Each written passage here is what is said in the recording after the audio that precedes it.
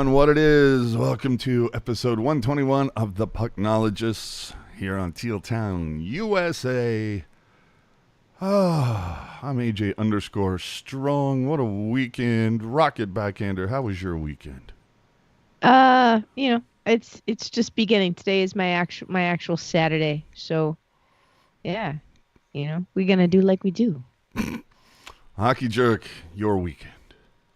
The weekend was great. A lot of people had things to say about a certain game that was played. I'm sorry. I don't mean to interrupt you, but if you're going to talk, if you could turn on your camera, I'd appreciate it. Thank you. Thank you. Oh, my God. Solid. Obviously, tensions were a bit high with that, so we do have a new rule. If you would like to voice your displeasure with the Sharks not being involved in the Tahoe game, you will have to donate to the Super Chat or the Teal Town USA Venmo. And if you do so without donating, we will have to put you on timeout. There you go. Christ. Oh, my God. Well, hey, do us a favor. Follow us on social media. YouTube, Twitter, Instagram, Facebook, Reddit, all of them. You can find us, Teal Town USA. Don't forget to hit the subscribe button. And if you ever miss a show, want to catch it again, you can find it on all your favorite podcast platforms and at tealtownusa.com. Remember, if you'd like to support the show, you can use the Super Chat option here for the live show, or better yet, please hit us up on Venmo at Teal Town USA. So, with this time around, we're going to talk about, I think, a couple of games in Tahoe. Some angry and confused Nashville Predators and another hat trick of comments of the week. But first, let's get into the Sharks games that happened over the course of this week. This is a good thing, guys. They took 5 of 6 possible points. I think this might be the first week in like 2 months that we've been able to say those words. It's pretty impressive. The first started with a home game. Wait, the Sharks played a home game? Like at SAP? Is this breaking news? I'm not sure. Sharks. Well, and you know what? To Jamie Baker's point, so far all of the home games have been at home. That's so nice when that happens. So it's a 3-2 victory for the Sharks. Milosh and Karlsson would slot in for an injured Radim Simic and Erik Karlsson. John Leonard and Stefan. See, I like Stefan just because it's an Stefan. Right, fine. They go in. Noah Gregor, Curtis Gabriel come out. Sorensen is a healthy scratch in this one, and we're going to talk about him a little bit later. Not even a minute into this one, Sam Steele scores. The puck goes off Ferraro's skate. Jones can't track it. Ferraro actually had 3 assists in this game, but unfortunately 2 of them were for Ducks goals. Lots of high-danger chances early for Anaheim, and it took 5 minutes for the Sharks to register a shot on goal. And the Sharks nearly score a fluky stanchion bounce, which, if you're a fan of the Sharks for the last decade, you understand what that reference is. Yeah, you're right. To finish off the first period, San Jose gets the first power play when Anaheim gets called for putting the puck over the glass, but this was actually a bad call. I don't understand how they didn't overturn this. The review clearly showed it bounced off, but whatever. John Leonard gets his first NHL goal on the power play from a great screen by Donato. In the final minute, Gambrell gets tripped, and the only ones who didn't see it were the officials. I don't know if that's a makeup for the delay of game call, whatever. The Sharks are outshot 15-10 despite having a power play for 1:40. Look, a game at home, Rocket, I mean, you'd think, hey, they got to at least maybe be a little bit more relaxed. Like, holy shit, this is what it's like to be home? No, I think it's since it is like, isn't this their first game at SAP this season? It is, right? So they haven't been there in over a year. It's been a long time. It's sort of uncomfortable. Maybe it brings up some weird memories, not necessarily the best ones. They just had to shake the ghosts out. That's all. Just picture. You want us to skate out through what? What the hell is this? The fuck? In the second, Labanc would Labanc one in, and the Sharks would go up 2-1, and it would take Anaheim 8 minutes in this period to get a shot on goal. Couture goes 5-hole. The Sharks go up 3-1 on back-to-back goals that came 5-on-5, which is impressive. The Sharks outshoot Anaheim 13-4 in the second. That's wow, what a turnaround we've seen so far. The hyper-focused on second periods now after shitting the bed for the first 2 months. Comtois would score 2 minutes into the third, and it's another one off Ferraro's skate. And so the final notes in this one, Jones stops 26 of 28 for a .929 save percentage. Where's this Jones been?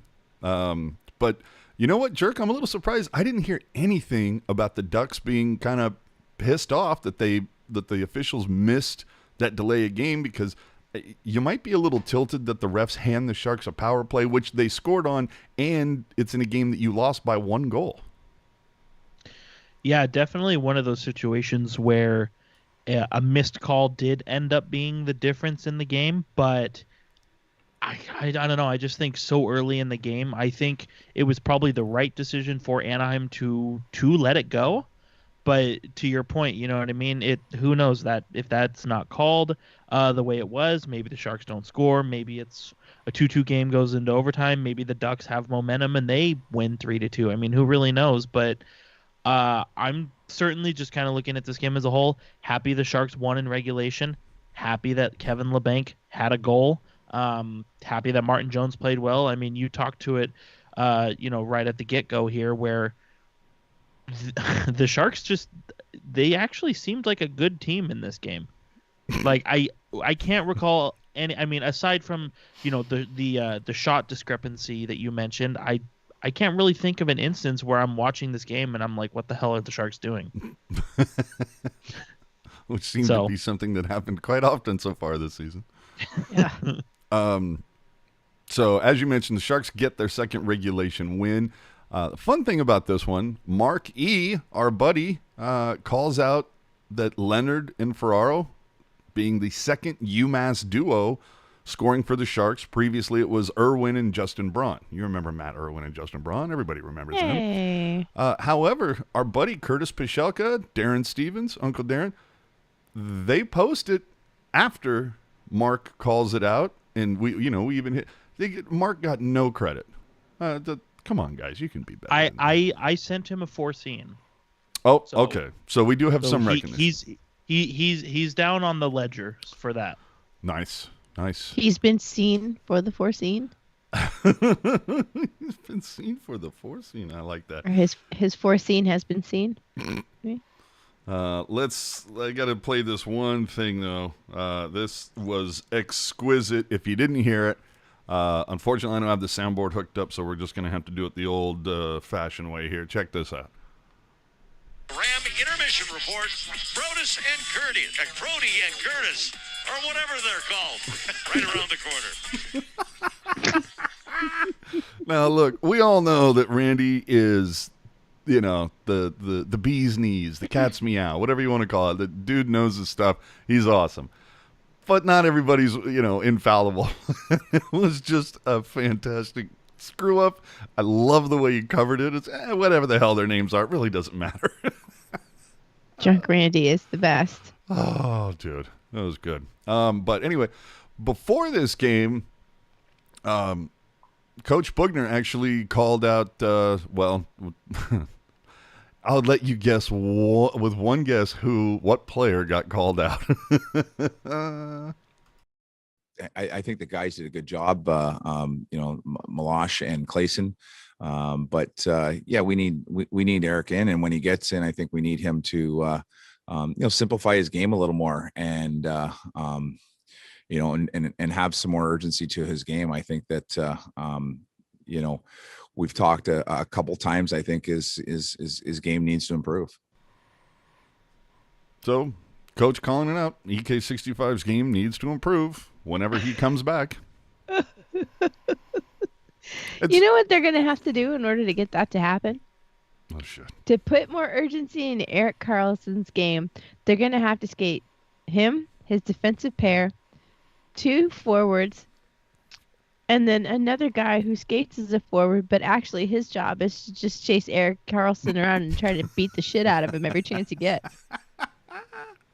That's it. That's the only way you're going to get more urgency in his game. I mean, Jerk, at what point does Bugner not point out that so-and-so's game needs to improve, or our best players need to be our best players. Like, I'm starting to tune that out. Yeah, it's. I mean, I give Bugner credit for making that point, and he seems to make those points a lot, I guess, more clearly and more on target than DeBoer and Todd McClellan did, and so I give him credit for that. But I mean, it's kind of frustrating when he says, "Oh well, player X needs to do thing Y," and then it's like 3 games later, and it's like, "Oh, player X needs to do thing Y," and it's like, "Yeah, you said that. Like, why isn't he doing it?" So I'm once again telling you, player X has not done thing Y. Well, we need Bernie Sanders to coach this team. I am once again asking you to be the best player. Exactly. Oh. Big money man not making big money plays. Who knew? Well, before practice, for those of you unaware, the EK injured. Evidently, he has multiple groins. He's injured his groin, but it's not the same one that he injured last time. Whatever. But before practice on the 17th, he talked about this new injury.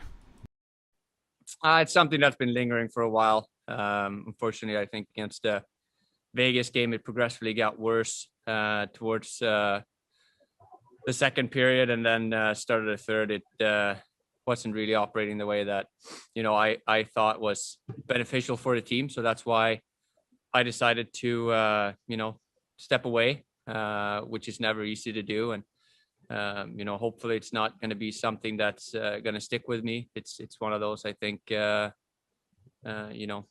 unfortunate things. But I'm going to skate today, and I'm hopeful that it's going to feel good enough that it's not going to get any worse, and you just have to deal with it. So yeah. I love the fact that, well, I'm going to skate, because this is prior to practice. Oh, I'm going to skate today, and hopefully it's going to be okay, and blah, blah, blah. And then what happened? He left practice early. Narrator. It was not, in fact, okay. Didn't make the trip, missing 2 games. And now here's the funny part. This is the one that I want to get into. EK got real indignant when our buddy Pushelka asked him about maybe not playing so much time on the PK, kind of like trying to lighten the load to, allow Eric to focus on, a different aspect of his game. Perhaps defense would be something he'd like to look at. But anyway, check this out. Would you be okay with someone else, like say if it's a Knizhov, or now you've got Freddie Claesson on the team, one of those 2 guys maybe taking that off your plate as maybe replacing you on the kill, just to help you, maybe take some of the load, take a little bit off your plate for now? No, I think penalty kill is one of the most enjoyable things to play out there, even though you don't necessarily play with the puck. It's something I've always enjoyed. It's something that I think that I'm good at. And I think that it's something that is a part of the strength in my game, whether you guys like that or not, or see that. I've been killing for a long time in this league, and I'm expecting to do so until the day that I'm done.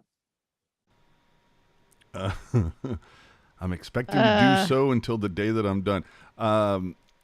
As people age, they have to make changes to their game. Patrick Marleau at 41 is not playing 18, 20 minutes a night. Karlsson, you're not the the speedy, fast guy that you thought you were, or you Fasty. used to be.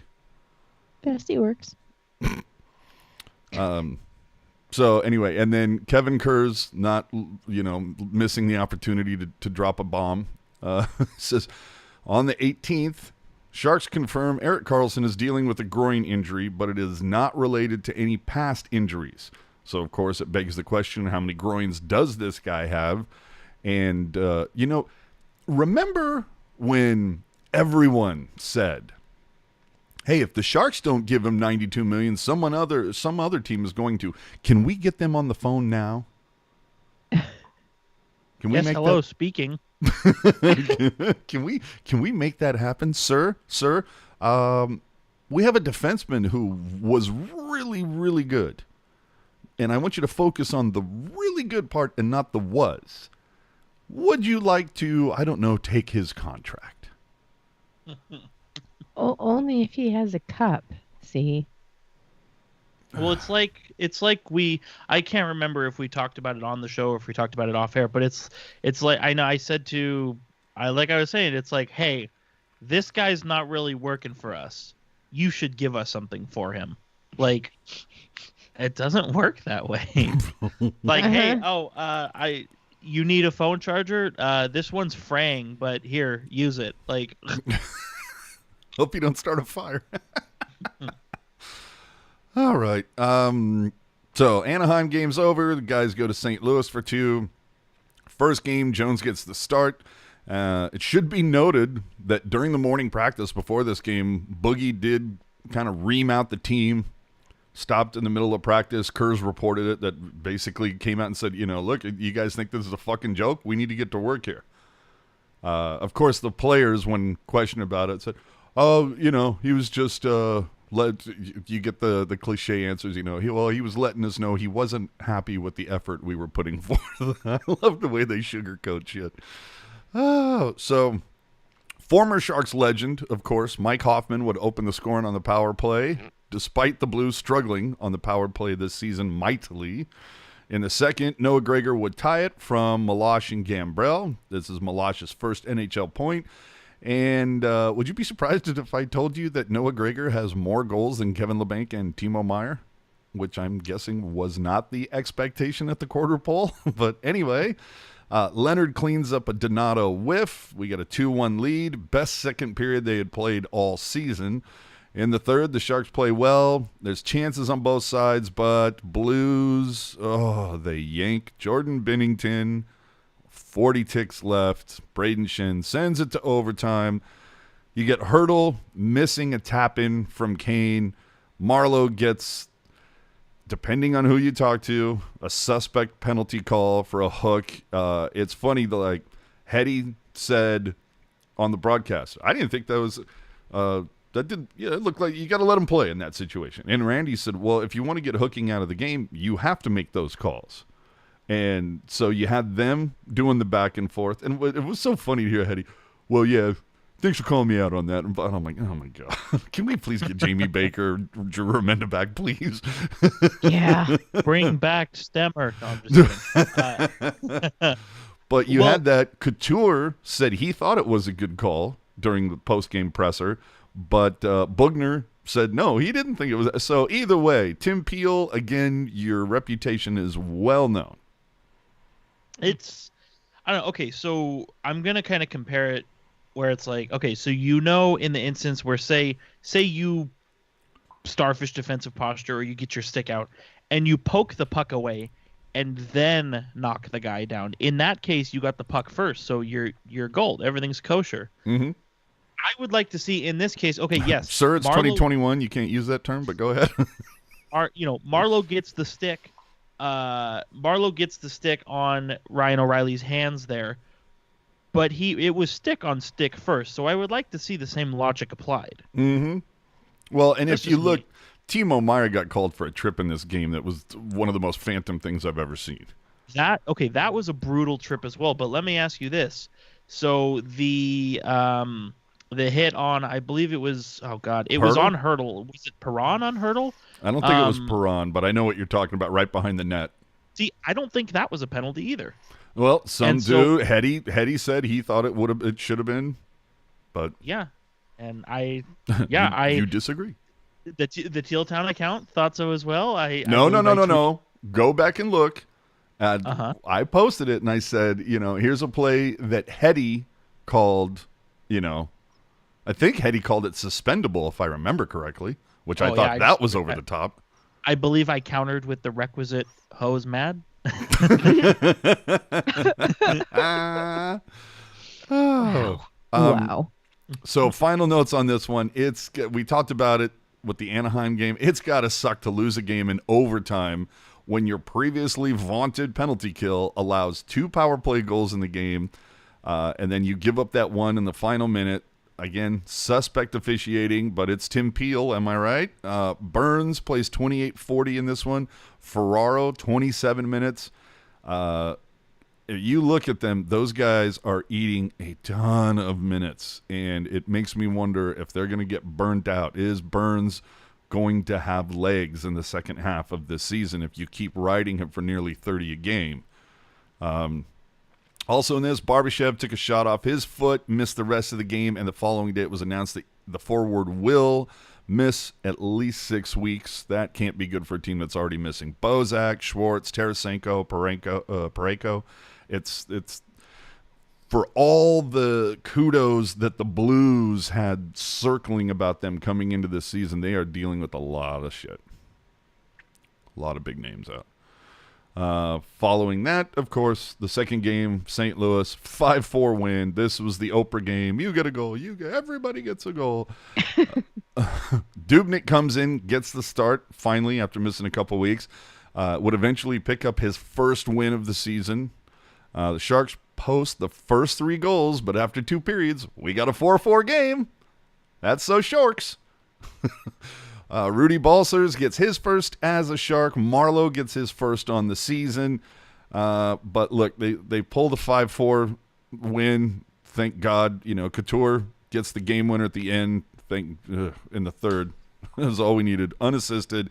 Over these 3 games, the Sharks take 5 of 6 points. A lot of talk about Jones needing to be better 5-on-5, and then the Sharks give up 8 power play goals over their last 5 games. So good on you.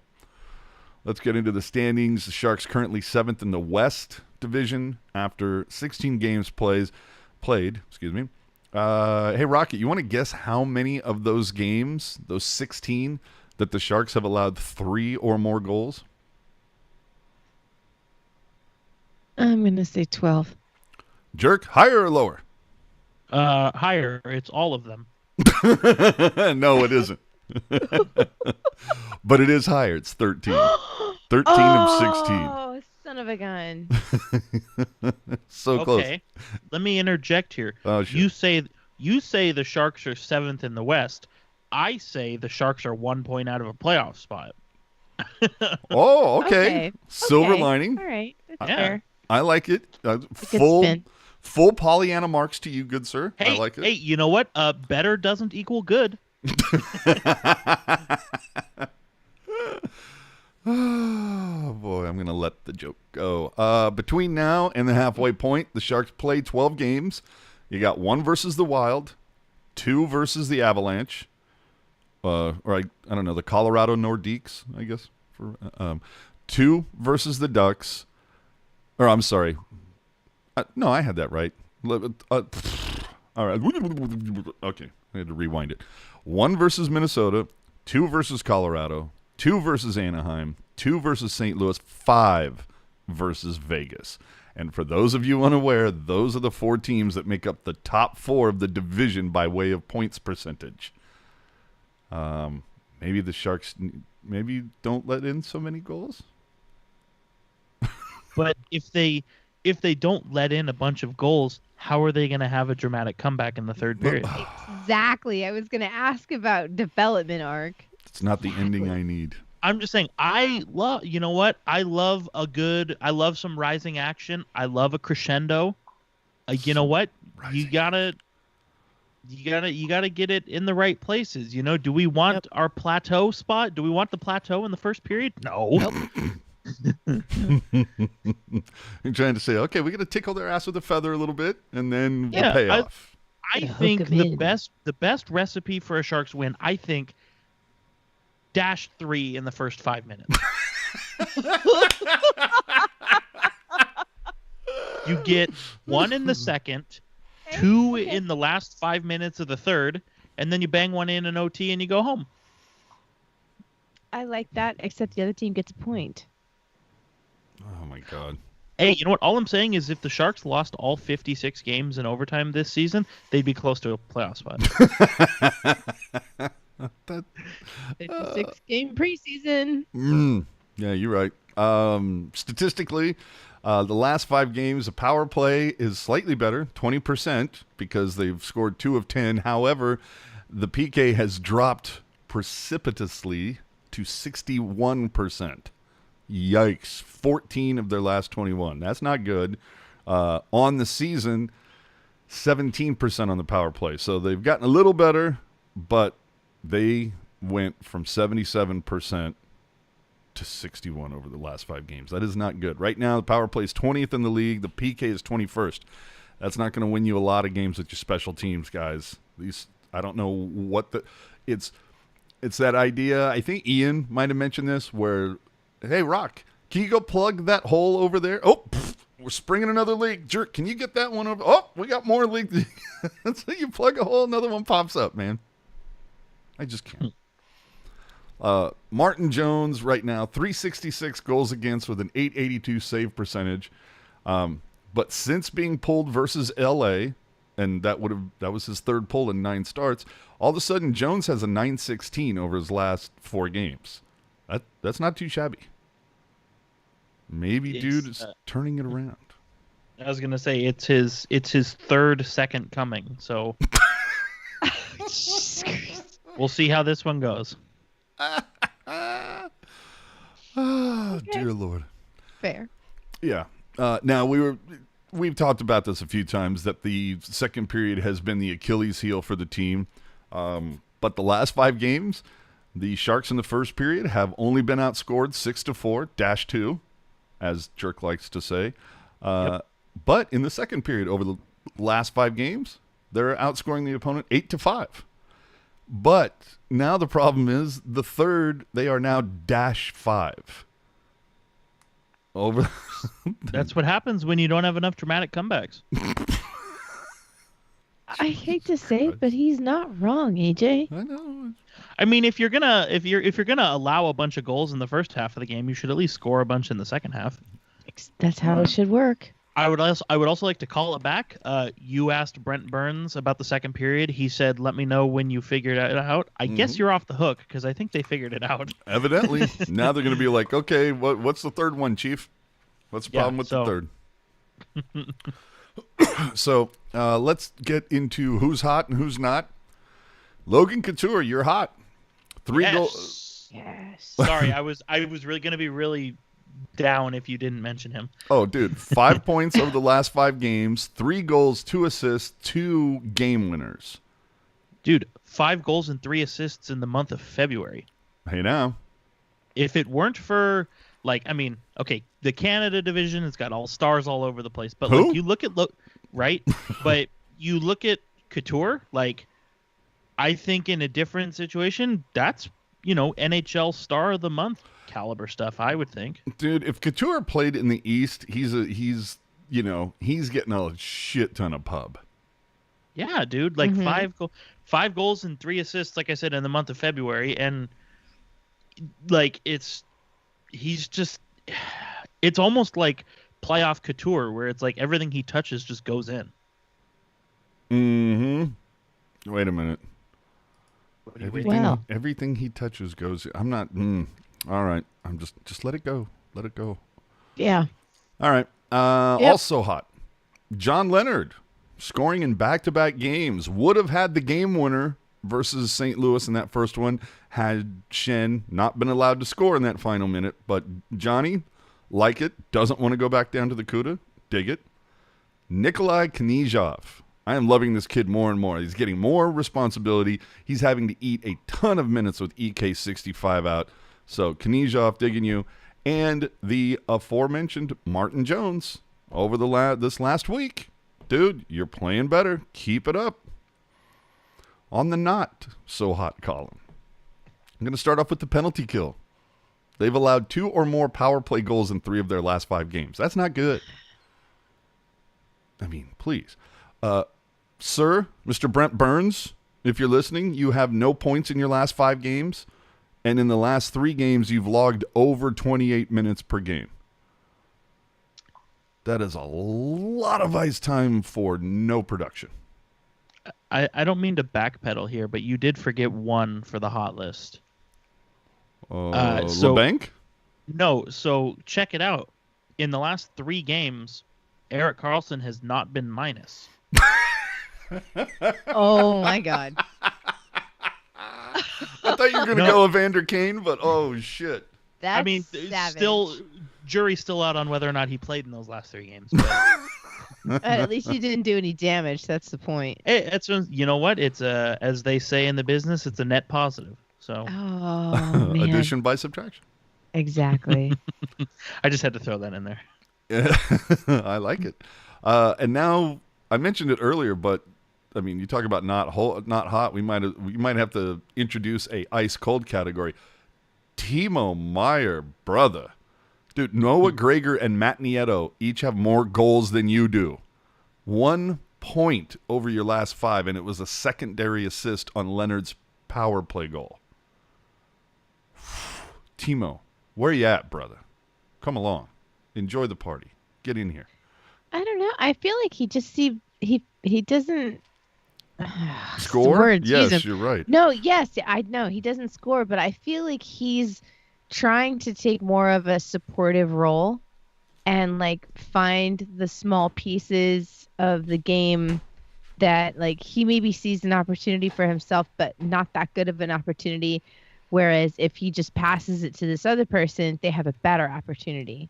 So, it's checkers versus chess kind of, and maybe he's adjusting his game and trying to like doodle his vision a little bit, and it's not quite there. But he's a smart guy with a good work ethic, and there's no good reason for his game to be off other than he's making some minor adjustments that we just haven't been, super privy to. And why would we? We're, just fans. He's a professional doing his job. Did you say doodle? And if you just kind of breaking down the numbers a little bit, he's actually compared to last year, he's actually taking a few more shots per game, which is obviously nice. I mean, you can't score goals unless you shoot the puck. I think everybody knows that, but it's what we've been talking about. Can neither confirm nor deny. Yeah, but it's what we've been talking about all season, where it's like, how often are you going to score a goal from behind the faceoff dot? Like 1 out of 20, maybe. Like, it's gonna be. You talk about your power play drum. This is gonna be my drum for this shortened season. Is like, Timo Meier, get closer than 40 feet away from the net. Whip it out. Like he's a big guy. I mean, he's 6 feet tall, 210. He's not the biggest, but that's big, and he's strong. Why not? Barrel your way through there and try and get some dirty goals. Why the hell not? Dude, I'm right there with you. And that's a great lead in. I had something written down for the rundown. At the quarter poll, who are you most impressed by this season? Who's your biggest disappointment? Start with you, Rock. Who am I most? I think the one person I'm impressed with the most is Ryan Donato. I think he's a good addition to the team. Good value with that pick. Yeah, I like his little face out there. He's doing good. Who am I underwhelmed with?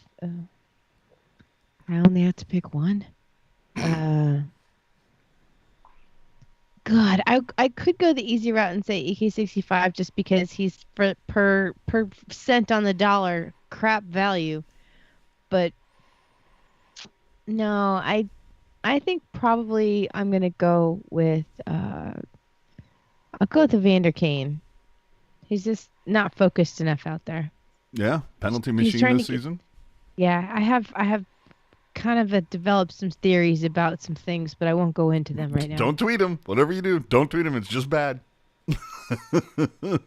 No, it's kind of like I watching this last game, I understand a little bit more about the mindset of like when you get into the other team's zone and you start passing that puck around and you start finding like chance after chance, I mean like dangerous chance after chance, you all kind of get this vibe with your boys like it's going to happen any second. It's going to happen any second. And you get this vibe and this energy.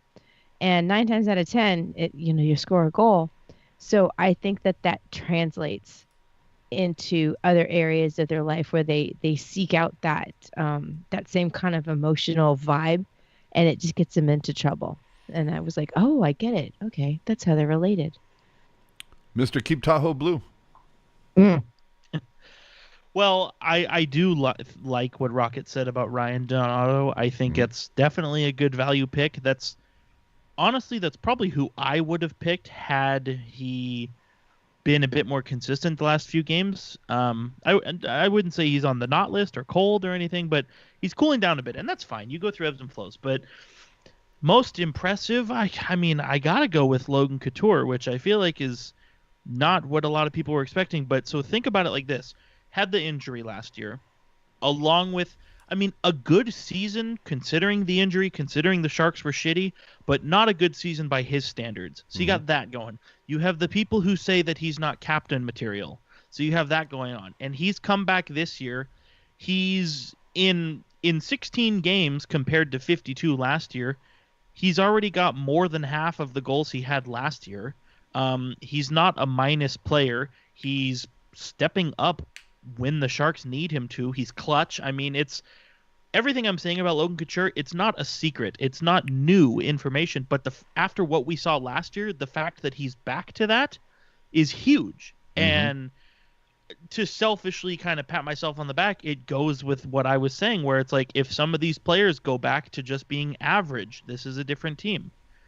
And I think Couture has taken that, and he's like, oh, you liked average? Wait till you see above average. So I say keep it going. You know, could he get 25 in a shortened season? I would love to see that. Who wouldn't? Who's your biggest disappointment? Biggest disappointment? Well, I feel like the easy answer is Erik Karlsson, but the expectations are so low. Biggest I said the same thing. That's what I'm saying. It's like you expect him to be bad. Oh, he's bad. Is that really a shock? Yeah, well, that's the whole Exactly. thing. It's not even worth taking him because it's everybody. Like that's all of hockey. That's their pick for biggest disappointment on the season. So, what do you say, Jerk? You know what? I'm gonna go. We talked about him just before. I'm gonna go with Timo Meier. I mean, after the season where the Sharks went to the Western Conference Final against the Blues, you know, that was kind of his coming out party. I believe he had 70 points, and you know, a lot of people, myself included, were saying, well, hey, you know, we got the next Owen Nolan right here. I can't wait for him to hit 40. And you know, he led the team in scoring last year, which is awesome. Again, crappy team, shortened season, blah blah blah. But this season, it's just been, I don't know what the hell is going on. It looks a lot like the Timo Meier from his rookie season, where it was like, oh, put the puck on the net. It doesn't matter how good of a chance it is. And it's like, you know, thankfully he's not taking egregious penalties anymore. He's definitely worked that out of his game. That's but true. I would just like to see him be more of a contributor offensively. I mean, only 7 points in 16 games. It's not going to cut it. Nope.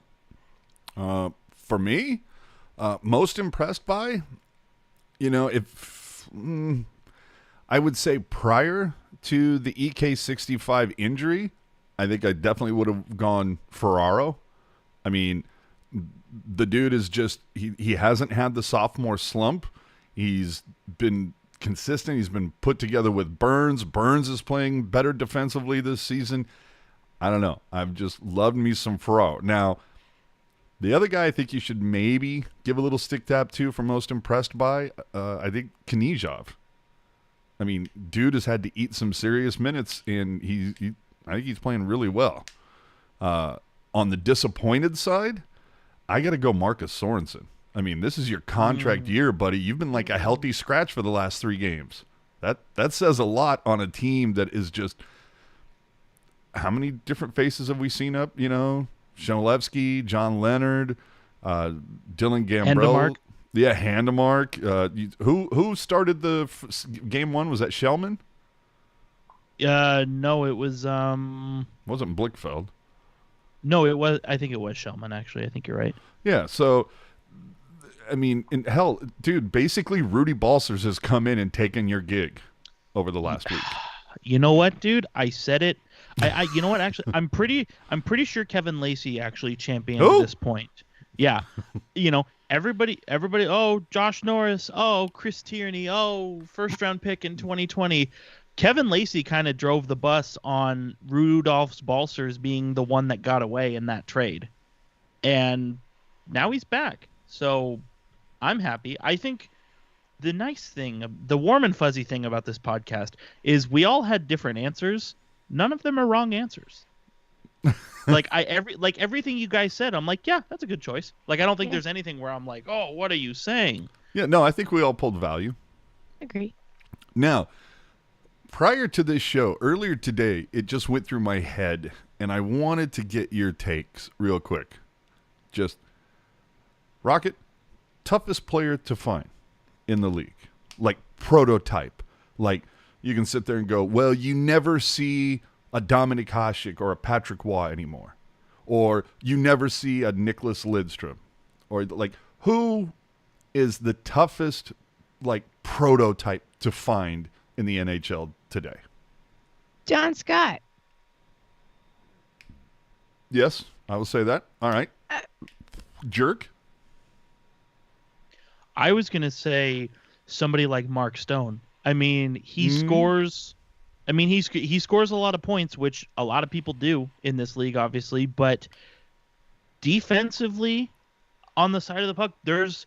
I mean, everybody says Patrice Bergeron, Sean Couturier, but I look at Mark Stone. I don't think there's a forward that's as defensively sound as Mark Stone. And the fact that as a winger he was up for the Selke conversation last year, I think that kind of proves my point. I mean, I think one winger has won the Selke this century, and that's very hard to come by. And Mark Stone, he does that really well. Like, he's very good with the stick, penalty kill, blocking shots, takeaways, all that great stuff. Oh, and yeah, he's going to score 80 points. Like, that's the kind of player you want on your team. Well, you know what my answer, what I came to was Owen Nolan. Who's the power forward? Like, you see in Evander Kane, he's, quote unquote power forward. Timo, quote unquote power forward. Neither of those guys. I mean, Owen Nolan played the game on the edge, and that dude had a nasty streak, and he had no problem going after people. This was a guy that you knew when he was on the ice, but he's still going to pot, 25 goals, get you 35 assists or something in that ballpark. But he's going to take a few penalties here and there. You don't want him to, but you know that's the guy you want on the ice if something happens to you. He's going to be the stand-up guy. He's going to be the guy to get in there and beat the living crap out of somebody. I forget, is it Grant Marshall, Jason Marshall? I mean, Owen Nolan went out of his way to introduce himself to that guy. You can go and look at how he leveled. Who's that goddamn goaltender? Ed Belfour. Yeah, he went and destroyed Ed Belfour. So, see, I'd say like an Owen Nolan or like a Steve Downey, a guy who's just gonna Jerome McGinley. Yes, yeah, a guy that can just pound the shit out of you, but he's also, a solid guy who's gonna produce offensively. Yeah, like I can score 30 goals, but if you screw around with my team, I'm going to beat the shit out of you. Yeah, like, I'm not afraid of Sidney Crosby. Scoring goals, yes. Connor McDavid, not afraid of him dropping the mitts. You know what I mean? Like, there's certain guys where it's like, yeah, they're going to score. Now, I don't mean to equate the offensive talents of Connor McDavid or Sidney Crosby with Owen Nolan, but it's just that idea of like, Timo is going to put up the same amount of points as an Owen Nolan, but he doesn't have that nasty streak. He doesn't have. Yes, he does. He doesn't have the mitts that Owen Nolan does. He doesn't have that Irish. He definitely does not have like that the chops Irish to blood. back up the attitude, but his attitude is definitely there. Yeah. He just needs to gain a little bit of mass, and then he'll be okay. Take some boxing lessons. I would say that kind of prototypical player you're talking about, AJ, I would say the one.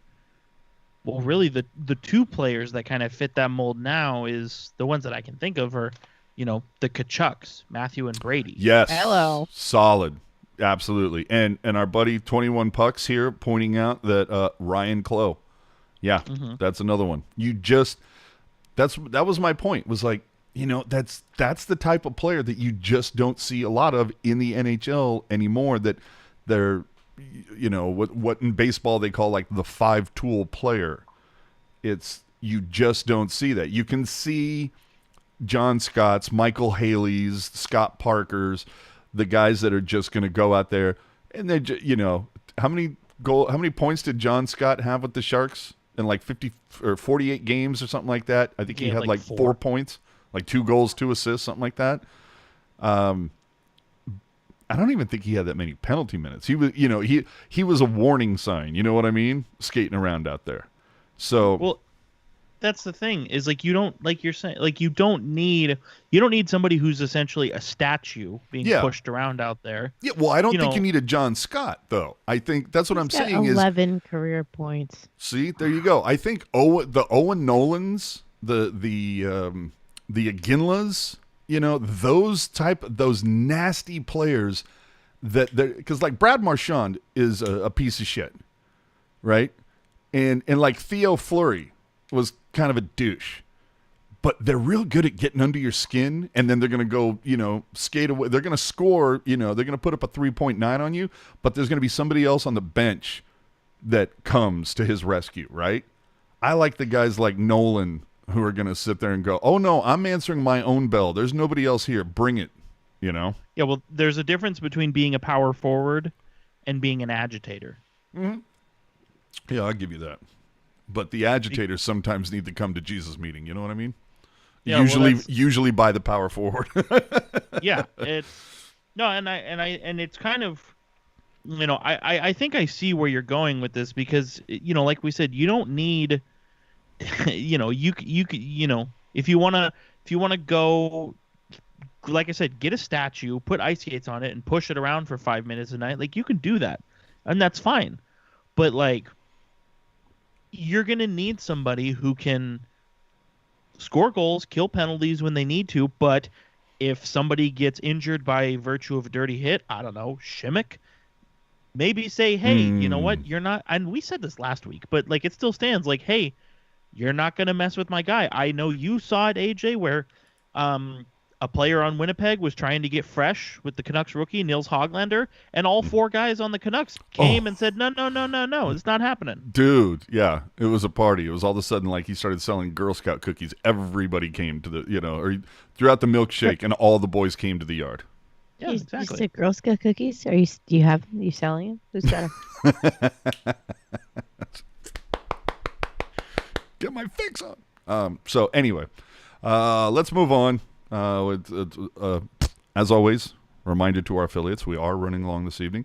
Puck Guy needs to get together with Photoshop. And have you ever watched NBC back in the day, and they used to have that whole "the more you know," right? I want him to do a teal version of that. We're going to call it "the more you Joe." So last Thursday night, Joe Thornton had his 3rd multi-point game of this season in 9 games. Because, Joe was injured. Jumbo has 3 goals and 6 assists for 9 points. After 12 games played, Joe Pavelski has 17 points, 9 goals, 8 assists, and 17 of those points, 11 came on the power play. Meanwhile, again, EK65, 4 assists, 3 of those 4 coming in losses. Of the 4, 1 is a primary assist. And we know what his point pace is, the worst in his career. So EK65, get well soon, and hopefully, I don't know, 3rd groin's a charm? No, I don't know. Don't get well soon. Like, just stay rested. Yeah, they've won. They took 5 and 6 points. Time. Like I've said this before, and I'm sorry. It's a cruel, terrible thing to say, but people have been kind of like, wow, all of a sudden the Sharks are a second period team. I wonder what the reason is. And I'm like, I can give you 11.5 million reasons, but I don't want to go into that, So like, just rest up. If you decide to take the rest of the season to rest up, hey, that's great. 56 game preseason. You can come back next year. You can fuck shit up then. Just leave the kids alone. Let them get somewhere close to being successful. Just sit it out for a minute, man. So not get well soon, play well soon, I think is what we want to say. That's fair. That's accurate. Let's move on to, basically only one story coming from the Sharks this week that we are paying attention to, and it's because Jerk and I are kind of Jersey snobs. little bit. Yeah. Sharks had their first warm-up jersey auction this season. For those who don't know, the Sharks typically will skate in custom warm-ups for 7 or 8 times a season, and the money is, it's a charity thing, blah, blah, blah, blah, blah. And those jerseys are typically sold at auction the night of the game, and of course the thing is you have to be at the game in order to pick it up. The previous in-game auctions would feature a buy-it-now price, and so you might see a Mario Ferraro or a Shimmick go for $900, and you'll see Hurdle go, the buy-it-now is $1,500, but Marlowe or Thornton or Pavelski is $3G. And the listings would typically close the end of the second period. Does that sound right, Jerk? Yeah, I believe right when they dropped the puck for the third. And the reason why I say that is because it's been so fucking long since I've been to a goddamn hockey game, I've forgotten. Thank you. Evidently, they held this auction online, and I was afraid that the prices were going to balloon. To be honest, I was like, oh shit, man. Now that when it's 17,000 people in a building and there's a small contingency that are interested in this, maybe you can score a good deal. I know Jerk has, I know Puck Guy has. Every once in a while you can pull something that kind of slide in with 30 seconds left and be like, boom, no, I'm the only one who bid on this. Nice, right? Finesse. Dude, this online auction, if you go and look, there's a few names that you kind of sit there and go, wait, what? Like a couple of these jerseys, they went for the minimum bid. And there were a couple names that were a little shocking. I think if I go back and look, there's a couple names. I think Matt Nieto jersey, his went for more than Erik Karlsson. Are you kidding me? There was a couple surprises in there. And I know for AJ and I, and I think Puck Guy as well.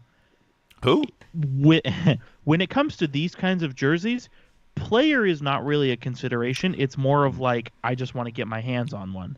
Yeah. And well, so there's when some people that, it's about Sure. the player, but I hear you. I'm talking about for the three of us. Yeah.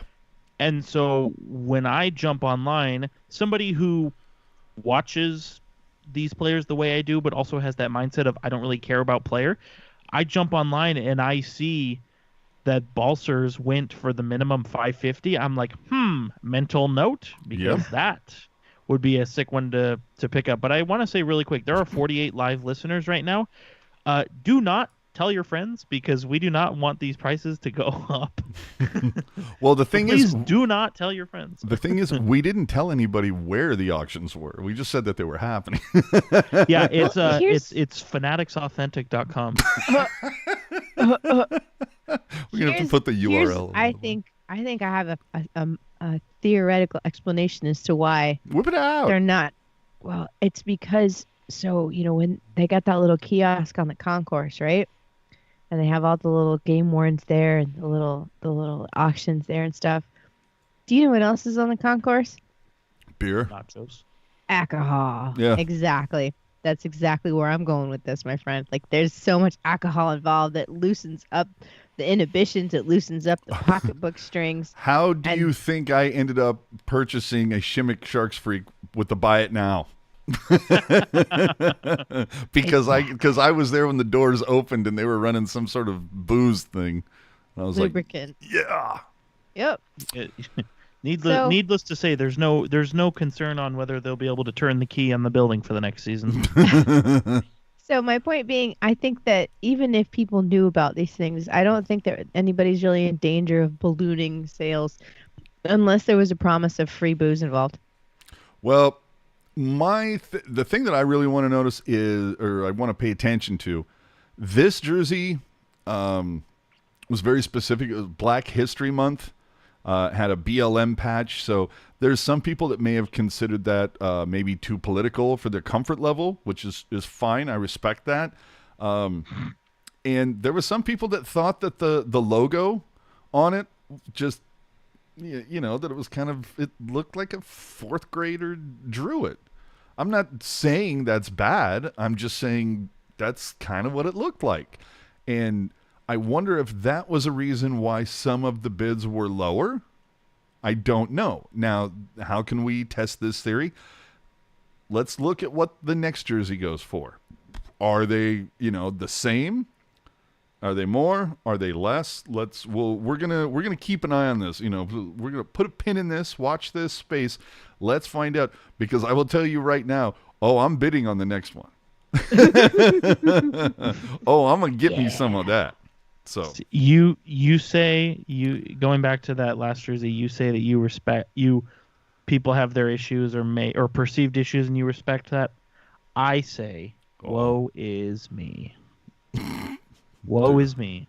Oh, and speaking, we just called out how many people are watching right now. How is it that this many people are watching and we have a fraction of the thumbs up? Come on, people. You can do better. If you thumbs up, okay, it's 7:50. If you're listening live, 7:57. If you thumbs up before 7:59, I will let you complain about Tahoe for free, no donation required.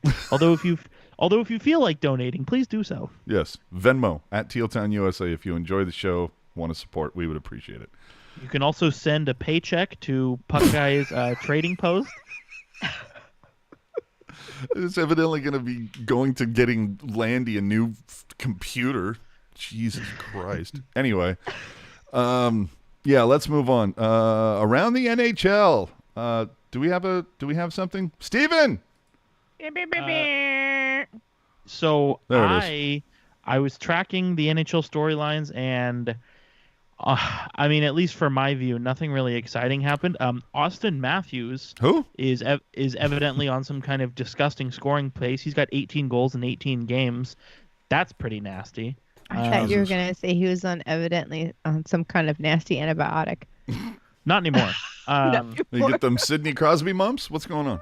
And Connor McDavid is on pace for 106 points. Jesus. It's a 56 game season. We did not go back to 82. It's 56. So a couple of guys, McDavid, Matthews, Leon Draisaitl as well. What's it going to mean for this kid if he never wins a cup? Well, I just look at it as like, okay, in this shortened season, they're going to score more points than, No, I get that. I get that. No, but what I'm saying is like there are some players who would love to score half that many points in a full season. No, and I get that. But my question stands is, what does it mean for this kid if he... McDavid? Yeah, if he never... how old is he now? What, 27, 28? No, he is 20. He just turned 24. Jesus! All right, so he's got like another 15 years in the league. But he looks like he's aged 50 years since he's been drafted. True that. What happens when you play on Edmonton? Well, yeah. Do you think he spends his entire career there? How long has he signed through? He's got to be like what? Like probably at least 6 more years on whatever deal he has right now? He's got let's see. He has 1, 2, 3. He's got 5 years after this year. So he's basically signed until he's about 30, almost. So he's probably going to look that next deal. He's probably looking for the rest of my career deal. Dude, I that's think when he's going to get overpaid and come to San Jose. I just think in 2026, I think if he goes to unrestricted, like, TSN and Sportsnet, they do an 8-hour or a 10-hour show about unrestricted free agency. They're going to do a 10-hour show about Connor McDavid if he gets to the market. Like John Tavares, when he went to UFA, was huge. Connor McDavid going to market, and granted, that's 6 years from. And remember, John Tavares, he's seen some shit. Yeah, but it's like that would be huge. I don't know. He's everything that I've ever heard. He's like, he's down with the sickness, and he wants to be in Edmonton for his entire career. But you know what? If you've been on the same team by the end of his deal, he'll have been on Edmonton for 11 years, I believe. Yeah. It's gonna be a situation where it's like, yeah, I love it here, but goddamn, we can't do anything. It's just, I don't know. But I think that like the Joes, or even like Joe and Patty, give him kind of an example of what you can do after a longer tenure in a career, sort of long in the tooth, and you want to go explore your options. I think it's given him kind of hope that even though like this isn't the end of his career, and even when he's older, he'll still have the opportunity to go play wherever he wants. I totally see Edmonton. If this kid goes 18 years in Edmonton and they don't pull a cup, I could, and that is not out of the realm of possibility. Because, ladies and gentlemen, I'm here to tell you, go look up the last time a Canadian team won a cup. Oh God. If memory serves, the last time a Canadian team won the cup, the Sharks had not yet played a game at the Shark Tank. Okay? So it stands to reason that that streak could continue. It would not surprise me if Connor McDavid gets the Ray Bourque treatment. I'm just saying, plays 20 years at a place, never wins it, comes close a couple of times, finally says, okay, trade me to the place that is most likely to, and everybody makes it happen, and boom, Chief gets his cup. He gets his basically ring. What you're saying is that it is a realistic expectation for a team with the best player in the world to win a Stanley Cup. Yes. Not even Stanley Cups. Yeah. A Stanley Cup. I think that's fair. Dude. And some may say that they also have the second best player in the world, Leon Draisaitl, as well. Mm-hmm. That said, I don't know. I mean, they seem to find a way to put themselves out of it. Dude. All right. Let's move on here. That said, they are second in the division, so. Right. Dude, just look at this beautiful photo. This so nice. Dude, this Lake Tahoe game. I think fans would have ruined it. Because you wouldn't have had these picturesque scenes. I mean, they set up a hockey rink on a golf course. I'm pretty familiar with this area. The Harvey's and Harrah's is stone's throw from where this was all happening. So I'm just saying, NHL, Lake Tahoe, I'm not saying you have to make it an annual thing, but you're idiots if you don't make this like every 3 years. They have to understand Tahoe weather better, though. They really didn't do good. I think all of those boys are so used to the East Coast snow that they don't realize, like, out here in California, you don't get sleet. Like, you get powder, and then it's bluebird, and, like, it feels like it's 60 degrees the next day. Well, and if it's straight sunlight, that shit's going to melt. Like, you need to mitigate the fucking sunlight. And if you don't, you're dumb. So, like, they need to figure out a way to better mitigate the effects of direct sunlight on a rink on the shores of Lake Tahoe. If they do that, then, they should go ahead with it. And I don't think if they go ahead with it, they should allow fans.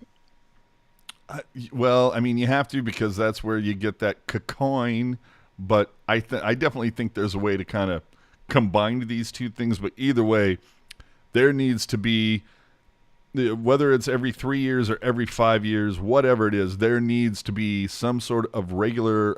It's similar to like the Super Bowl. Miami doesn't get it every season, but they get it like once every 7 years or so, because it's a destination city. It's somewhere to go. It's nice weather. They have a ton of amenities. They have things to do. It wouldn't surprise me if LA, now that LA has a brand new stadium for football, wouldn't surprise me if they get thrown into the rotation for Super Bowl hosting a little bit more. This needs to be a rotating, event, because yowza, this looked just amazing on TV. And I don't know who this person is, but I just want to let you know, you are my spirit animal. I mean, Chief. They need a different jersey, though. Yeah. I was going to say, that's the only thing that ruins this. It's like, buddy, you're out there rocking a Sharks jersey, holding up a sign that says anyone but Vegas. I love that, but you couldn't have got an authentic jersey. I mean, but then again, though, you know what? Not even authentic. That's a counterfeit. Well, I was going to say, because it's a black armor, but it doesn't have the full body crest, right? They never had numbers on the front in the black armor, did they? They did. No, they but- did, but Not they that But it didn't size. look but like the that. but Yeah. the black armor jersey always featured the full shark crest, and that's just a typical one. So now I will give him a pass for wearing this jersey only because he's out in like freezing water. Like if he ruins that jersey, hey, that's the one that he paid $10 for, so No he big doesn't deal. care. So that's the one thing I'll give him a pass on. But anywho. Let's move on here. Again, we apologize to our affiliates for running long. The Ducks put Adam Henrique on waivers. He cleared. Is this the beginning of a fire sale in Anaheim, or is this somewhat meaningless, Jerk? I think it's kind of a wake up call where it's just like, hey, you need to do better, or we're gonna dump you. I mean, Adam Henrique's not a bad player. Like over his entire career, he's averaged 40 points. Like that's solid. You know, he's a very good number 2 center for any team. I know he just signed a contract that maybe looks a little sus right now, but I'm kind of surprised a team didn't pick him up on waivers. Like if you can get a player like Adam Henrique for free, I kind of feel like you do that and you figure it out. But Well, I and think of it was more course, like a whenever I'm sorry to interrupt, but of course, whenever a player comes on the market, Sharks Facebook, Sharks Reddit, Sharks social, well, why don't the Sharks pick him up? no. I don't know. Continue, Jerk. I was just gonna say, I feel like I feel like he's a player where you just pick him up and then you figure it out later. You know, like a good number 2 center, even played number 1 center. You know, when Getzlaf has been out, you know, he stepped up and taken on that extra load. So I was kind of surprised nobody picked him up, but I think it was just a situation where it's like, hey, like we expect more of you. Don't make us do this again, kind of thing. Yeah. And if you rock it, you pronounce that hey. Anyway, it was reported, speaking of Rocket, it was reported this week that the Nashville Predators owners are angry and confused with how this season has gone, but are not planning to replace general manager David, I want to say Pouliot? Poil. Holy. Oil. Whatever. I think Pouliot. Oh, no, wait a minute. David Pouliot. Wasn't he like one of the actors in Full House? Anyway, I That's digress. Pouliot. Same difference. CEO Sean Henry told The Athletic. The only reason why I mention this, now, first off, I think every team that isn't, that isn't named Detroit or Ottawa, I suppose. I think if you're in the bottom 10 or the bottom 5 of the division, I think any ownership would be like, yeah, we're angry and confused as to why we're here. What the, especially if you're Vancouver this season. But I only mentioned this. Go ahead. I think any team that doesn't win the Stanley Cup is angry and confused. So, hey now, right? But I only mention this because it would be nice to see Hasso Plattner come out and address the media like, I don't know, once a year maybe? Let us know where we're at. As long as he's still alive, that's all I need. You right. I'm just saying I've worked a handful of jobs before, and never once have I said, hey, you know what this job needs? More oversight by ownership. Yeah. Yeah, but you know what I'm saying. No, I got But- you. Like, at least show us that you exist.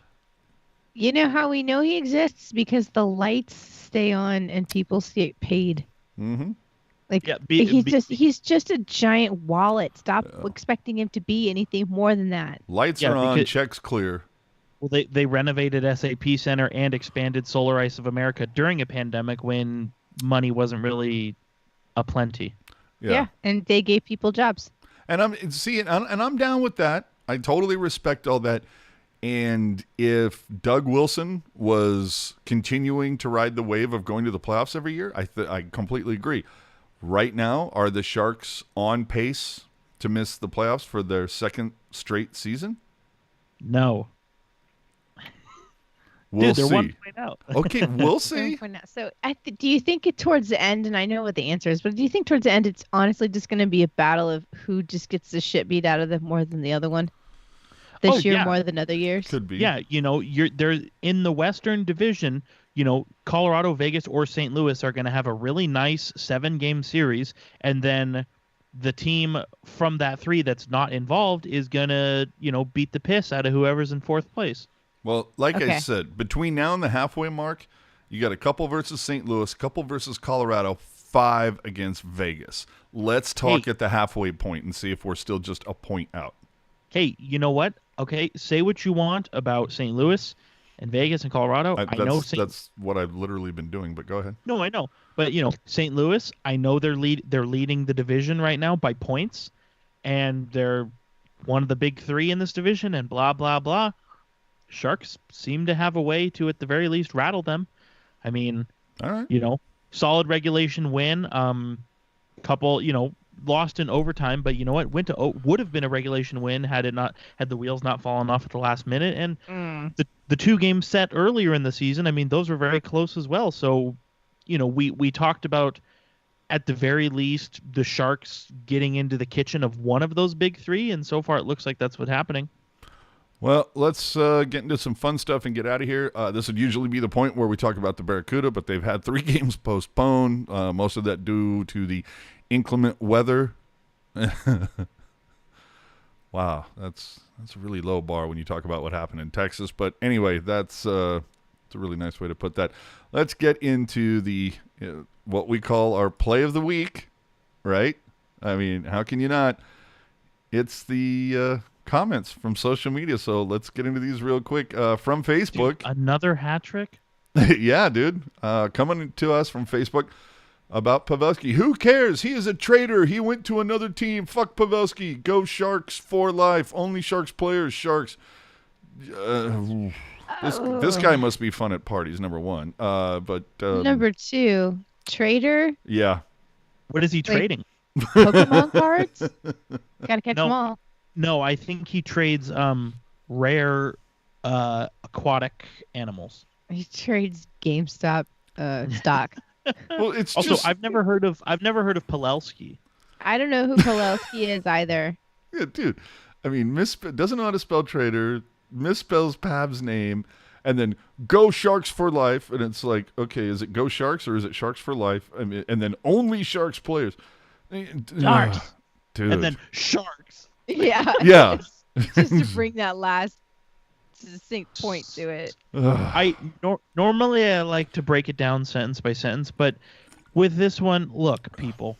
Okay, these guys know, like, Joe Pavelski was and is my favorite player, has been. I love that man. But you know what? At the end of the day, he did not say, bye, San Jose, go wallow in your own self-pity. The Sharks made a decision to not give him what he asked for, and so he explored other options because San Jose wasn't an option. Yeah. No, it's... And the other thing, too, is it's perfectly okay for people to, like, fall in love with a player when they're a Shark, and when they move on, it's perfectly fine to root for them to be successful at their new team. Hello. Provided that they're not playing against the Sharks. What the fuck? But I don't know. If Brendan Dillon got into a fight with Evander Kane, I really can't say that I'd be like, ooh, go Evander Kane. You make a solid point there. That one I'll give you. Will the Sharks request... Oh, my God. Jerk's going to have a fucking field day with this. Will the Sharks request Erik Karlsson waive his no move for the expansion draft? Here we go. Time is ticking for San Jose to request EK waive his no move. I'm just going to put myself on mute. Jerk, have fun. So, time is not... I'm going to work backwards. Time is not ticking. As far as I know, I'll need to double check, but as far as I know, teams have until very close to the expansion draft to actually ask a player to waive their no move clause. And notice how I'm saying no move clause, because no trade clauses do not apply to this tool, which we'll get into in a moment. And yes, and working backwards, will the Sharks request Karlsson to waive his no move for the expansion draft? You know what? I would say if you had just stopped there, maybe that's a good thought-provoking conversation, and we don't have to put you on blast here. But I know where you're going with this. And even if the Sharks did, and even if Erik Karlsson said, "Okay, fine, boom, waive, expose me," Nobody's taking that deal unless Karlsson comes back and scores 2 points a game the rest of the season. Would you Just say saying. the time is not nigh? Oh, dude, I don't even want to get into it. All right. Finally, any player with a full or modified NVM clause. Not really sure what that means. It could stand for not very movable. Not really Yeah, sure. what the fuck is an NVM? Am I new here? What the fuck? Has to be protected unless the player waived his clause. So that means Burns, Karlsson, Kane, Vlasic, Couture, Hurdle, Jones all have to be protected. Wrong. Okay, Jerk, go ahead. Because as I alluded to in the previous post, and as I said last week, Well, tell them the difference between Vlasic and Karlsson versus the rest of the names on here. I'm getting there. So a no trade clause means you can't trade a player without their permission. A no move clause means you cannot trade them, expose them, waive them without their permission. It's more all encompassing. Now we're and to quote or to paraphrase Brent Burns, we're not trying to be dicks here. We're just trying to like educate. We're trying to help people out that go Be an on informed fan. that go on Facebook, that go on Reddit instead of going, I don't know, on Google. But Or go ahead. asking somebody who knows the answer. Yeah, true. Here's the thing, though.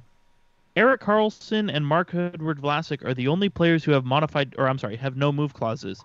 They have to be protected unless they get permission from the Sharks get permission from the player to not protect them. But as this person mentions, Jones, Brent Burns, Logan Couture, Evander Kane, Tomas Hurdle, they all have no trade clauses. and but they that all only and they protects all them from- vary.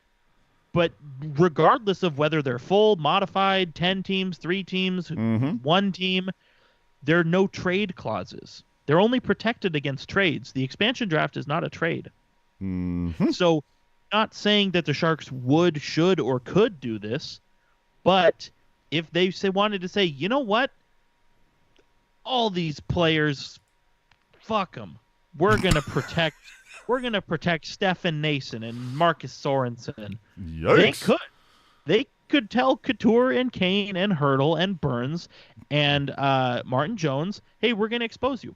They're not going to, but within the rules, they can. Just True saying. that. No, true that. So anyway, again, the more you know. That's what we're saying. So with that, I think it's time to kind of wrap things up here. Don't forget to check us out on social media. Boom. YouTube, Twitter, Instagram, Facebook, Reddit. Do us a favor. Give us a follow. Give us a like. Give us a shout out there. We would appreciate it. Tell a friend. Hook them up. Try to be here for you every week. 7 p.m. Pacific every Sunday. Don't forget, if you ever miss the show or you can't hear it live, you can go grab it on your favorite podcast platform. Find it at tealtownusa.com.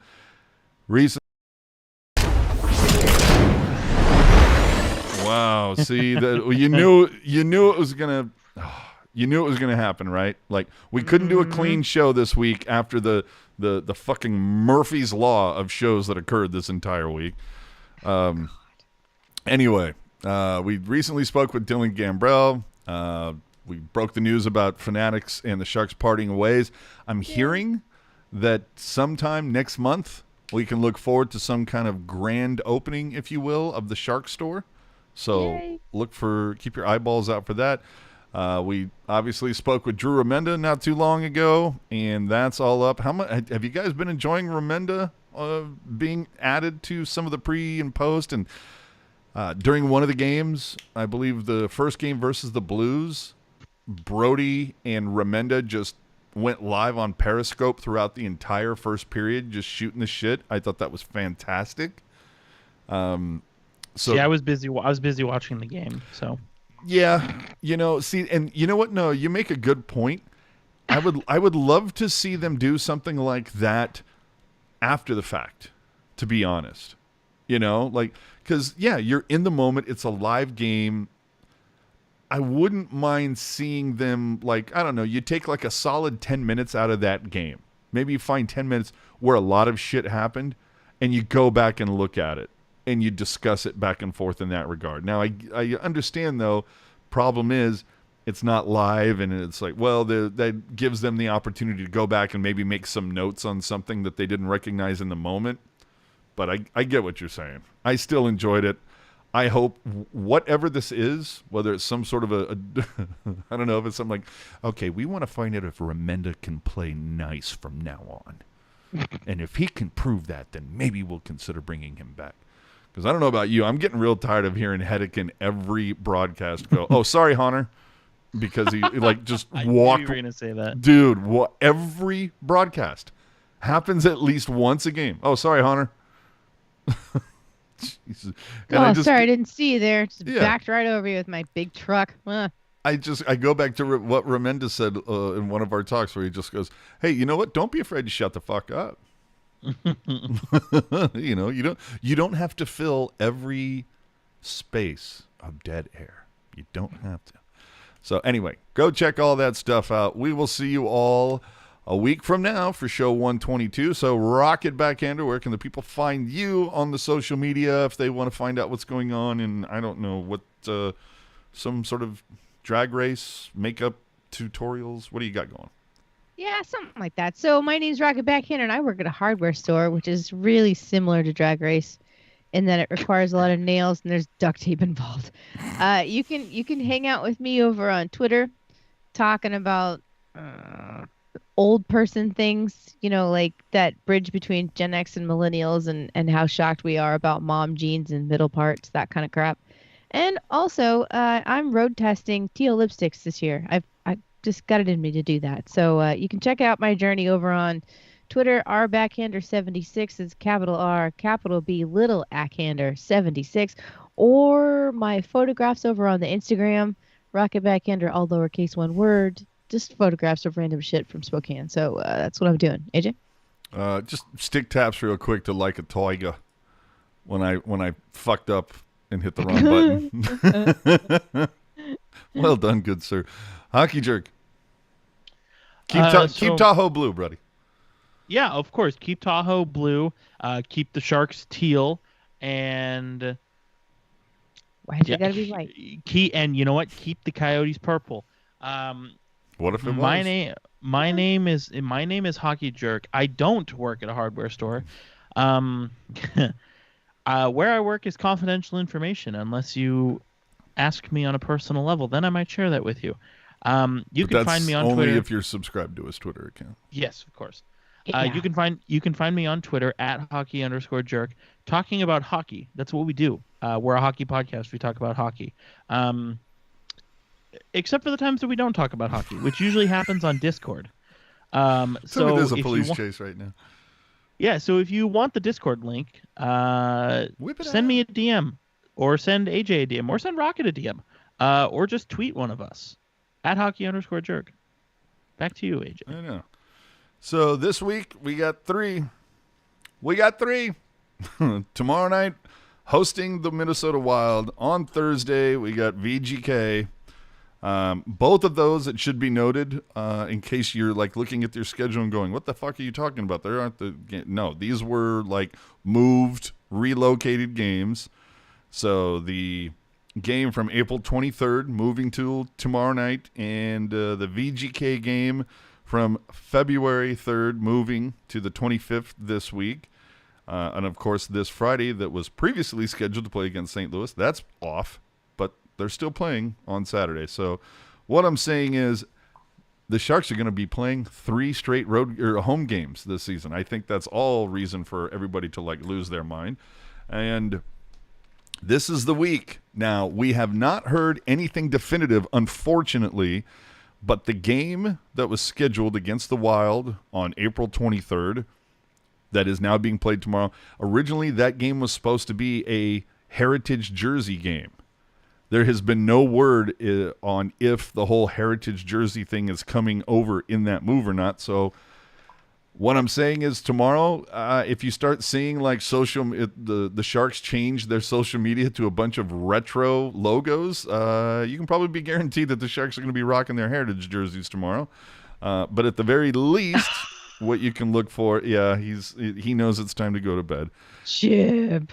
At the very least, I do believe at the end of this week, Saturday, the Sharks will be, in fact, rolling with one of their special jerseys. So whether that's Heritage or Reverse Retro, let me take a look. I believe that's Reverse Retro. So I'm sorry, Heritage. Jesus Christ. Yeah, it's time to go. We ran long. Good Lord. I'm AJ_Strong on all the social media stuff. You know what? Don't follow me. I got enough friends. I don't need any more.